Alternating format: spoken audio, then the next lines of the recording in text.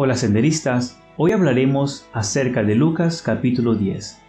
¿Sabías quiénes eran los levitas y cuáles eran las creencias de los samaritanos? El levita ejercía una actividad ligada al culto de adoración a Dios. El término levita se hizo popular refiriéndose a los ministros de alabanza y músicos evangélicos en las iglesias. A pesar de no haber una referencia directa a este aspecto en el Nuevo Testamento, el término viene del Antiguo Testamento, donde se refería a los descendientes de Leví, uno de los 12 hijos de Israel, que también es una de las 12 tribus de Israel. Los levitas destacaron entre las tribus por su posición a favor de la adoración únicamente al Señor, mientras que el resto del pueblo adoraba un becerro de oro cuando Moisés se había ausentado para hablar con el Señor en el monte. Fue a partir de ese momento que los levitas fueron separados como siervos de Dios, una especie de sacerdocio. Eran formados por la familia de Aarón y sus auxiliares.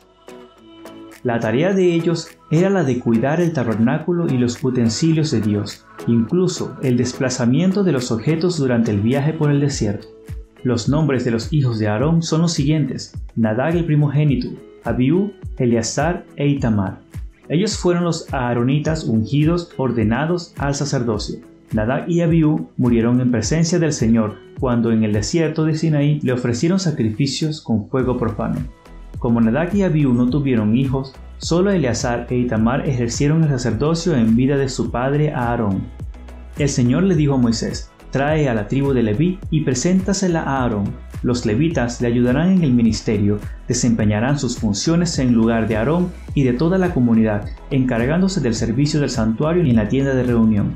Cuidarán allí de todos los utensilios de la tienda de reunión y desempeñarán sus funciones en lugar de los israelitas, encargándose del servicio del santuario. Pondrás a los levitas a las órdenes de Aarón y de sus hijos. Entre los israelitas serán ellos los que estén totalmente dedicados a mí». Números capítulo 3, versículos de 2 a 9.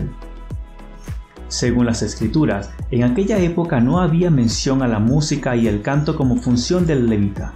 El rey David fue el responsable por introducir estas costumbres en las celebraciones.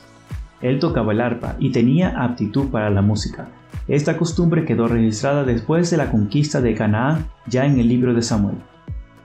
En cuanto a los samaritanos, ellos eran un grupo religioso que tenía conflicto con los judíos en el tiempo de Jesús. Ellos vivían en la región de Samaria y mezclaban el judaísmo con otras creencias. Muchos judíos se escandalizaron de que Jesús no rechazaba a los samaritanos. Los samaritanos surgieron cuando el pueblo de Israel se mezcló con personas de otros pueblos y creencias. Después del reinado de Salomón, el pueblo de Israel se dividió en dos naciones, Israel y Judá. Primera de Reyes, capítulo 12, versículo 20. En Judá el pueblo siguió adorando a Dios en Jerusalén, mas en Israel el pueblo se hizo idólatra, adorando a dioses falsos, y la capital del reino de Israel era Samaria. A causa de la idolatría, el reino de Israel fue conquistado por el rey de Asiria. Muchos israelitas fueron llevados cautivos por todas partes del imperio asirio, y personas pertenecientes a otras naciones conquistadas fueron desplazadas para Samaria. Segunda de Reyes, capítulo 17, versículo 23 al 24. Los nuevos habitantes de Samaria aprendieron sobre Dios, pero mezclaron el judaísmo con la adoración a otros dioses. Los judíos que quedaron en Samaria se mezclaron con los nuevos habitantes y así surgieron los samaritanos. Ellos seguían una forma modificada de la ley de Moisés. Ellos creían que el lugar correcto de la adoración a Dios era en el monte Gerizim, en Samaria, y no en el templo de Jerusalén. Los judíos despreciaron a los samaritanos porque distorsionaban las escrituras. En el tiempo de Jesús, los judíos evitaban cualquier contacto con los samaritanos, que consideraban impuros. Juan capítulo 4, versículo 9.